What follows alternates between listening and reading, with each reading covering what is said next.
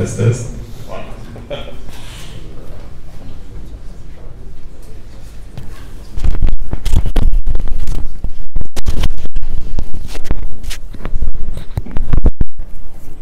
Hello. So, hello everyone. Thank you all for coming to the next Crypto Investors Meetup event. This is already our, I think, 6th event, and we are getting bigger and bigger. I see there's even growing interest in the topic of crypto investments. And I think we have today something very, very good for you. So firstly, we're going to have Thorsten, who is going to bring the idea of value investment in the crypto world, which I think is a very good idea considering all the wild things going on in this area. Thorsten, he's digital assets investor, and he's managing director of an boutique hedge fund. So I think this is going to be something very interesting for you. And then we have a second part. We have some very cool project, Atrix.io. We have the whole team sitting here, and they are going to present their new platform with a new Atrix token, which is the first token with guarantee. It's a guarantee token. So very excited to hear about that. Maybe some words about this place. So Vira, thank you very much for hosting us here. We are very glad to have really this great premises here. For you also, there are some drinks and some pretzels waiting just around behind this wall. Please take it. So there's beer. Just open the fridge. There's beer for everybody. I think we'll have enough. And also you have some soft drinks and pretzels. Yes, please don't take any other drinks because it's not ours. It's from Vira. Yes, and last but not least, also something from my side important.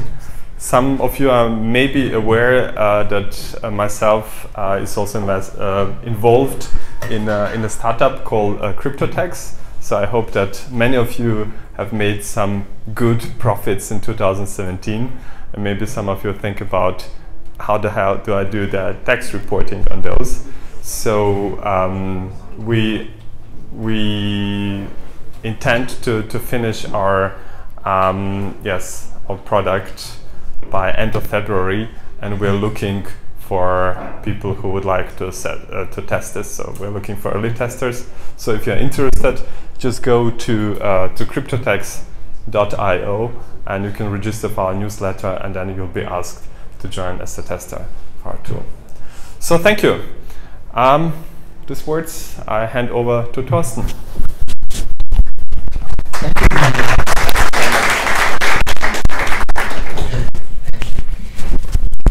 Hello everybody and good evening. I'm very excited to be here tonight and talk about value investing and about castles and about crypto assets. So it will be a nice and very interesting mixture of this all. Now you introduced me already. I have some small stories about myself and later on that I want to share with you. When you enter the building, you have not been aware, I bet, that 800 years ago when you entered the building there was the first Munich city wall. It was 5 meters high and it protected the city of Munich from attackers from the outside. So this is an interesting fact I thought about. And outside of Munich, a couple of 100 years later, knights built big castles here. So what they figured out also, these castles, you imagine, got attacked.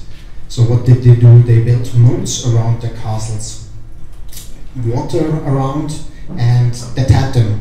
But on the other hand, the attackers, they got more sophisticated.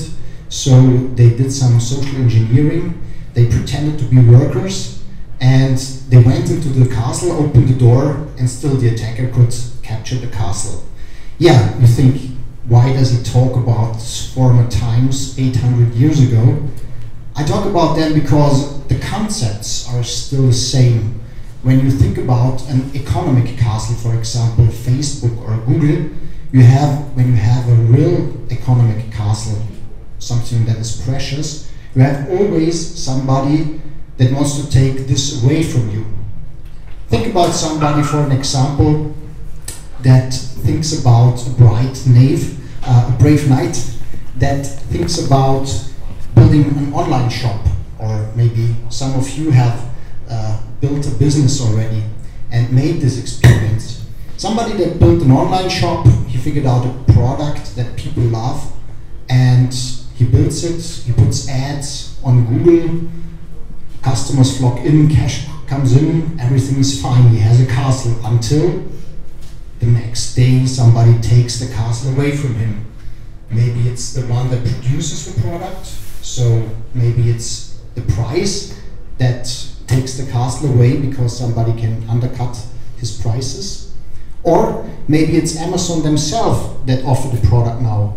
Amazon can market by many dimensions better than he can. So he learned the hard way, hey, I have to build not only a castle, I have to build also a moat around the castle. Like I supposed in the introduction, I have a short story to share with you. 20 years ago, when I started out, it was 1998, and yeah, we offered web space at that time. We thought that's a great idea to offer web space. For sure, it was the .com bubble these old days, and we offered domain names, and yeah, business was great. We had there a small call center, people calling companies. Companies said, yeah, we want to go on the internet. They came in and they bought our web space and our domain names until 1998. From one day to the other, it stopped because there was a company called PureTech, and they offered the domain names for 10% of the price that we offered them. So people stopped. What we did is what is now known as pivoting. We pivoted and we started to register domain names for ourselves that we predicted people will buy from us later on. So it was a really hard experience for us, but we learned we not only need a castle, we also need a moat around the castle. So when we think about this concept now, let's take an example from an economic castle. Think about Google, for example. When you go to Google, you make a click. I'm sure the people that are familiar with online marketing know Google charges you $1, and Google has a net profit of 30 cents on such a click. So that's a great business, you think. Okay, so the next question is, do they have a moat? Does Google, in your opinion, do they have a moat? Yes. What do they have? They have Chrome, so it's kind of the door to Google's service. They have Android, they have the algorithm, they have the data, so they are protected. So as an investor, from an investor standpoint, you want to have something that is not only great and shiny and puts cash in your pocket, you also want to have something that is protected. So Google has this protection. What are other moats? Think of Coca-Cola, a brand can be a moat. Think of login. We have, since 2 years now, in our family, we have an espresso. First it was great because such an espresso coffee machine is just a couple percentage what a normal coffee machine is. But in the end of the day, you figure out it's much more expensive because you're locked in. So there are different forms of moats that can protect such a castle. And again, you may wonder, what is he talking about? I'm here at the Crypto Investors Meetup and he's talking about moats and economic castles. I can tell you, when you have, for example, the question, you want to invest in the crypto space, what I do as a profession. When I want to invest in what choices do I have, for example? I can invest in Bitcoin, I can invest in Ripple, or I can invest in IOTA. So coming back to the thought or the idea of a moat, I think now about these three investments. And for me as a value investor, the moat is a filter. So I have different filters, and the moat is the second filter. I start with the first one. The first filter for me is what I call, or in the investment space, what we call is the circle of competence. It means, do I really understand this asset or the security that I'm valuing right now? This is the circle of competence. When I figure out, okay, I understand this asset, I make a check. I come to the moat. When I figure out this has a moat, I make a check. The third question, or the third filter that we use and attach, is when we stay with this metaphor that I painted before, with the knights. So, do I have in this castle, do I have knights that widen the moat? When I can put a check again, I come to the main course of value investing. Value investing is pretty simple. I look at the value, and when I look at the value, I don't mean what you can read at CoinMarketCap. CoinMarketCap gives you an idea about the current price, the market cap. It gives you an idea of what the market says this asset is worth right now. What you try to do is, you come to the conclusion what its real value is. And if its real value is way above the price that you get it for, then you buy it. Literally, you buy $1 for 50 or for 70 cents. That's value investing, basically. So how can this help you now with the decision of where to invest? Let's see. Let's take an example. Let's go back and see how did this all develop. Let's come to the prehistory. It was 1990 that a guy called David Schoen, he started and he founded a company called DigiCash. DigiCash was private internet money. Sounds familiar, right? You heard that before somewhere. It sounds like Bitcoin. But this money, in the 1990s, people have been not into privacy. They thought convenience is the thing they want to do. Online shopping is great, convenience is great, and what is most convenient in the 1990s, it was credit cards. So DigiCash got no traction at that point.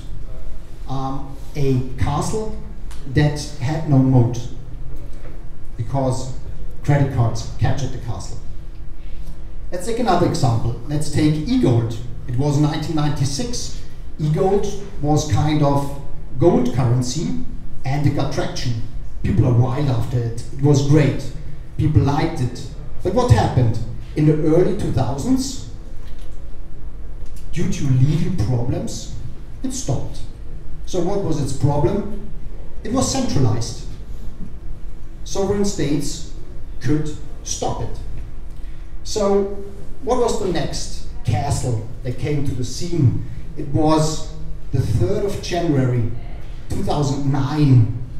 A group or a guy, we don't know, maybe he's here, I don't think so. It was Satoshi Nakamoto that came on the scene, and he started with the Genesis block, something that he claimed is decentralized. It's permissionless, it's borderless. So how did he solve this problem? He solved the problem through putting together different things from different disciplines. One of the points was he used proof of work to secure this algorithm. And he developed a system called Nakamoto consensus. So it was the first time in history that we have now a decentralized internet money which could be used and which couldn't be stopped. So the hypothesis is now it's a castle. The castle grew, got more precious, And the next question is, do we have a moat? We can see if we have a moat, if we know if somebody attacked it. And it got attacked really, really hard. It got attacked by the 51% attack. It got attacked by mempool spamming. It got attacked by media FUD. Who of you know what FUD is? It's fear, uncertainty, and doubt. This is what media does.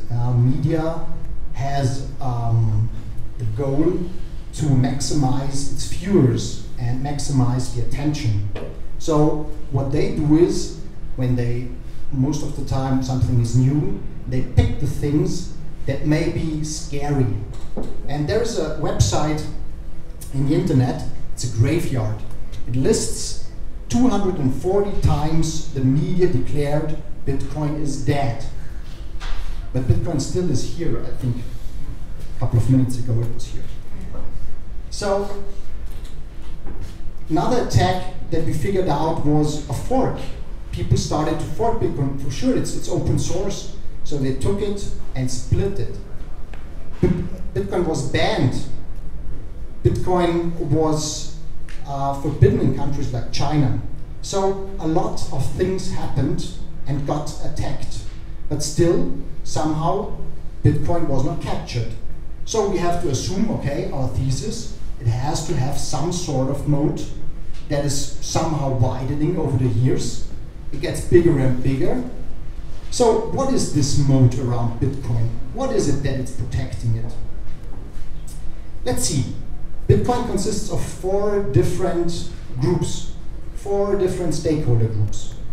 And a guy, a very old guy, called Charlie Munger, he's the co-partner of Warren Buffett. Charlie Munger said, show me the incentives and I will show you the outcome. So let's look at the 4 stakeholder groups that Bitcoin has, and let's look at the incentives they have. Stakeholder number 1, we all know Bitcoin is powered by the miners. These Chinese guys that have these server farms with all their mining hardware. What is their incentive? Their incentive is to play by the rules, because if they don't play by the rules, they don't get mining rewards. So mining rewards, this is their incentive. The second stakeholder group of Bitcoin, what is it? It's the core developers. It's the people writing the code. So many of you may have asked themselves, for example, there is a guy called Luke Dash Jr. And he lives in Florida, and he's, since 4 years, he's a core developer. He made one of the best commits, and a couple of months ago, a hurricane hit him, so he had real problems with his family and had to move someplace else. So there are communities where people talk about Lambos, you think. On the other hand, there is a core developer that has problems now, that lives in Florida, and when he's hit by a hurricane, how can this happen? So his incentive is, of course, not money. But what is his incentive now? And when we look at the incentives of core devs, we have to go dig deeper. Maybe one or the other of you know a book written by Eric S. Raymond, The Cathedral and the Bazaar. And this book explains what hackers are motivated about. And hackers and open source developers are not motivated by money. They live in a so-called give culture. A give culture arises when there is abundance in something. Think of Warren Buffett or Bill Gates. They give a lot of money away. They give a lot of money away because there is abundance. And the fact that we have now here people developing source code and achieving social status with writing great source code is a different incentive mechanism. So we have the miners incentivized in a traditional economic sense. We have now the core devs, which are motivated by their standing in their social status and their in this gift culture. What is the third stakeholder group in Bitcoin? We have the users. What is the incentive for a user to hold Bitcoin? He has a store of value, which is censorship resistant, which is deflationary. Put your money in the bank, have more than 100,000 in the bank, and you have a problem. If the bank defaults, the money is gone, because everything above 100,000 is not secured. So a lot of people have this problem right now to store value. So as a user of Bitcoin, that's your incentive. The fourth stakeholder group is the so-called service provider. These are exchanges, these are wallets. Their incentive is to provide value. The better value, the more money they make on it. So now we have discovered these four stakeholder groups, we have discovered their incentives, and we saw they managed it somehow to make this moat wider, to build this network. And what is now this dynamics within the stakeholder groups? Think of when you are an investor looking at Facebook. What do you think is Facebook's moat, basically? It's basically a network effect. So one more user brings one more value, or a little bit more than one value, to the network. Let's assume, as an example, by the way, it's called Metcalfe's law. Let's assume we are 50 people right here. We are 50 people, we are a value, we have a value of 50 times 50, which is 2,500, according to Metcalfe's law. And let's say 10 people join us. So we have an increase of 20%, but the value increases by 44%. That's the point of exponential growth in value. So think again of Bitcoin and think again of the users. The more users, the more value. So within the stakeholder groups, we have this network effects that are playing out. But is it just Metcalfe says these network effects, they come into play when you have a communications network like Facebook. But is Bitcoin a communications network? No, it's much more, because it captures the data. And this is a really, really important effect and something that we have to look at. What is the consequence of the fact that Bitcoin captures the data? For example, when you are a user of Facebook, it's hard for you to switch. So you're kind of locked in somehow in this network. When you're a user of Bitcoin, it's easy to switch between Coinbase, Kraken, and Poloniex, because the data is stored in the blockchain and you can switch. And the consequence is called fat protocols. So Bitcoin is a fat protocol. By the way, this term is coined by Joel Monegro. He was a partner at a venture capital firm in New York. And he found out that this effect is fundamentally different from the Internet Protocol stack. Those of you that are familiar with the Internet Protocol stack, it starts at the basic level with Ethernet, then for example TCP, IP, DNS, and then we have this huge application stack. Facebook has a valuation of 500 billion. So you have the value captured in the application stack, not in the protocol stack. TCP, IP, you cannot capture value. Different from crypto space. In crypto, we have the value captured in the protocol level. And look at Bitcoin. Bitcoin has a much higher valuation as Coinbase, for example. Coinbase is valued a couple of months ago. Coinbase made a funding round of 100 million. So it's estimated of 700 million market cap. Nothing compared to the 240 billion market cap of Bitcoin as an example. So we learn we have an effect which is based on the fact that Bitcoin captures the most value in the protocol level. So we have, beside this effects, when we have a bird's eye view now on this all, and we think about, okay, we have the stakeholders group, we have the network effects within the stakeholder group, we also have this network effect, what I personally call Nakamoto network effect, because think of service provider. The more user you have, the more it's attractive for service provider to provide value to the network. So the better gets their applications, and the more users adopt these applications. Again, a spinning wheel that goes back and forth, and that puts a balance between the stakeholder groups. I thought about it in another way to look at it. When you think Facebook has a great moat because it's a network, but on the other hand, it just has two stakeholder groups. What are Facebook's two stakeholder groups? It's the users and it's Mark Zuckerberg. So there is no balance, there's just control, different from the Bitcoin network protocol right now. So in conclusion, we have a lot of attacks that stood still. We have a wide moat that is constantly widening, and we have these effects that help us to understand this.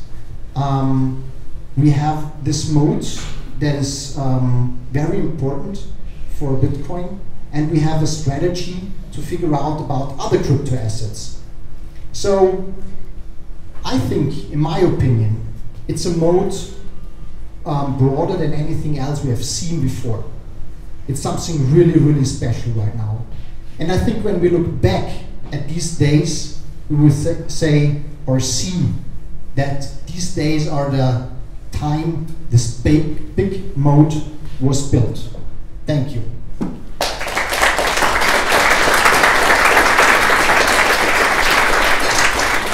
Thank you so much that you took the journey with me through castles, crypto assets, and the moat. Now I'm open for questions, for sure.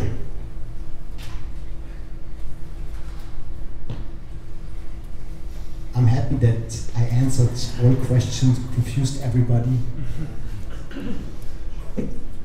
Yes, Lado. So I have a question. Great.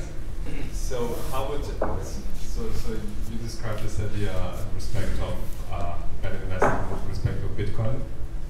Could you maybe apply the same idea to the ICOs, investing into ICOs, or how would you define that? Thanks. That's a great question when you think about it that way. As a value investor, I'm reliant on data. And the data that I have is based when I have a token. Let's take Steam, for example. Steam is not Bitcoin, but Steam is a different blockchain that simulates a social network. And there you have data to look at. So you can think about, has Steam a moat or not? And the earlier it gets, the earlier to the idea it gets, the less information you have. So you have to decide, has the team already a moat? For example, when you have an ICO with 3 great founders, for example, then you can figure out these three founders have a moat because they have the experience nobody has before.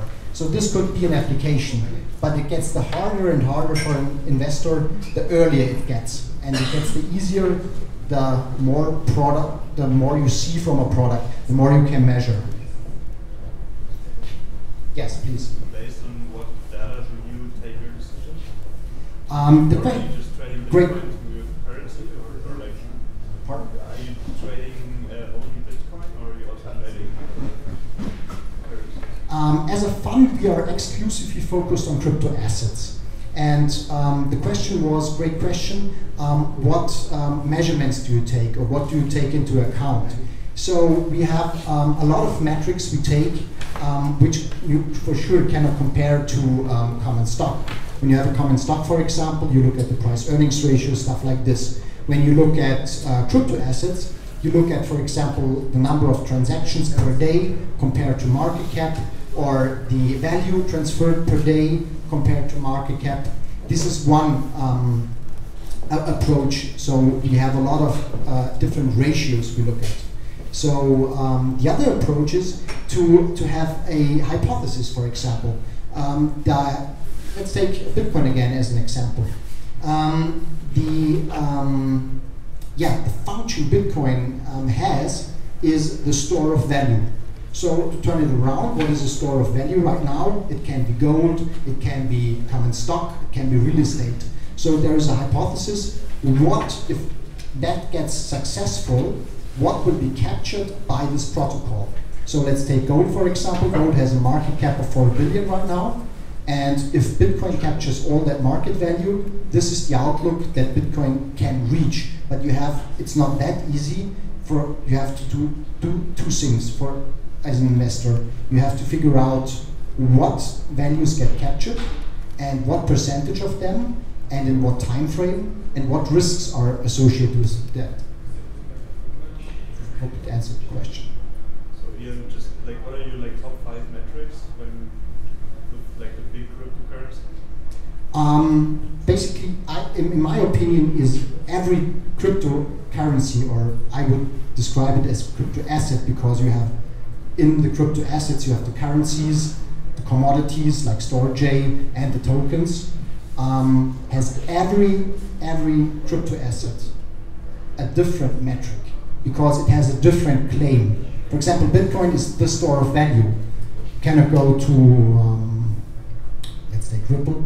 You cannot go to Ripple and evaluate Ripple because Ripple has not the claim I'm the store of value. So you have to measure it in totally different terms. And when you ask me about the 5 most important factors that influence Bitcoin, for example, I can give you an answer. And Bitcoin is influenced for sure by the transactions, by the factors that I described right now that influence the moat. And these are factors related to the width and width of the moat, and for sure give it value then. Thanks. Please. Sorry. But don't you think that currently no investor is interested in looking at what are the specific properties of a coin? They just invest and do that. That's why I'm talking tonight. Great question. The question was, don't you think that investors just invest without thinking about the investment? Is that currently today? In this year. Last year. Right. My flapsy answer was like, yes, that's why I'm here tonight.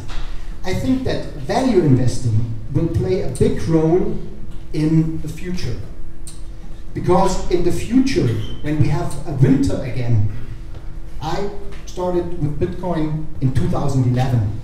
And since 2011, we had a couple of winters. And in the winter, it's important to think about the fundamentals. Value investing was sought out by Benjamin Graham after the Great Recession in the 1930s. So I totally agree with you. Right now, we have kind of, again, concept of value investing is you have Mr. Market, and Mr. Market comes every day to your office and offers you his crypto assets. One day he comes to you and says, I don't know, I think it will be forbidden. Bitcoin is like, take it for 20 bucks. He's depressed because he's a manic depressive, Mr. Market. The other day he comes to your office and says, Bitcoin is the shit because Bitcoin is the new world currency. Take it for 100K. So what you do as an investor, you take advantage of this manic depressive behavior of your business partner, Mr. Market. And you see it right now in an extreme fashion in crypto assets. Every day a new great currency is there that will dominate soon because it has factor X. Yeah, it can tangle or it can do something else which is new and nobody can. And I totally agree with you. It's an emotional market and there are a lot, but in the end of the day, there are a lot of ways to play this market. I just described one way that I feel confident and I feel good with at that point. Please. Yeah, I heard you talking a lot about the advantages of Bitcoin and the moats. Yes. I'm sure you're thinking about risk too. Yes. From your point of view, which is the biggest risk in Bitcoin at the moment?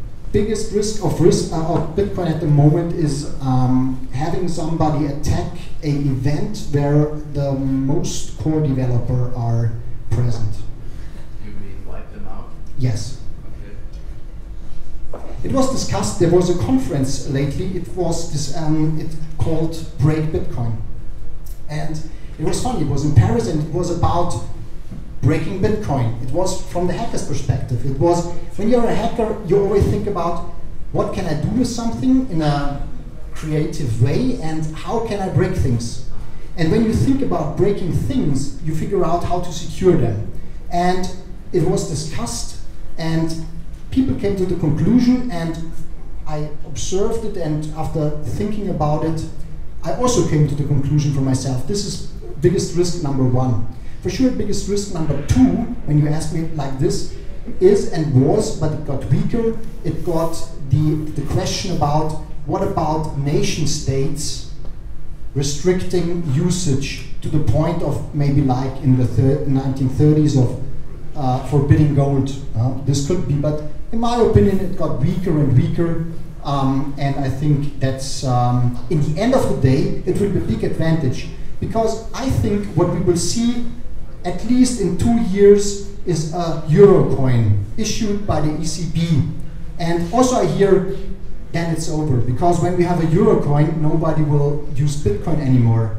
No, everybody will use Bitcoin, because now we have a total easy way in and out. Right now the big problem is, how do I get into this space? That's why we see these fluctuations between the altcoins and Bitcoin right now.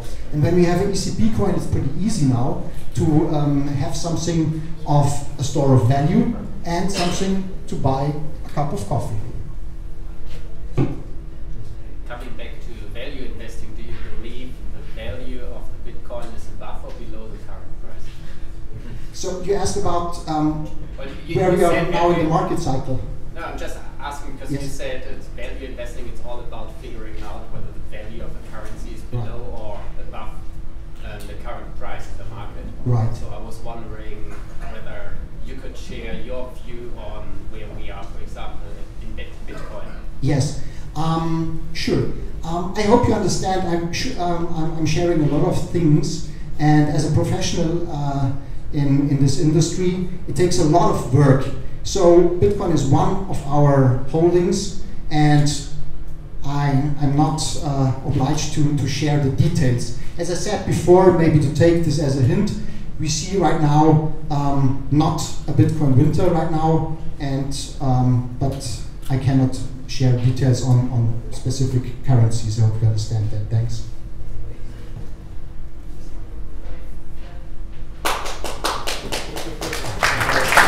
Thank you so much.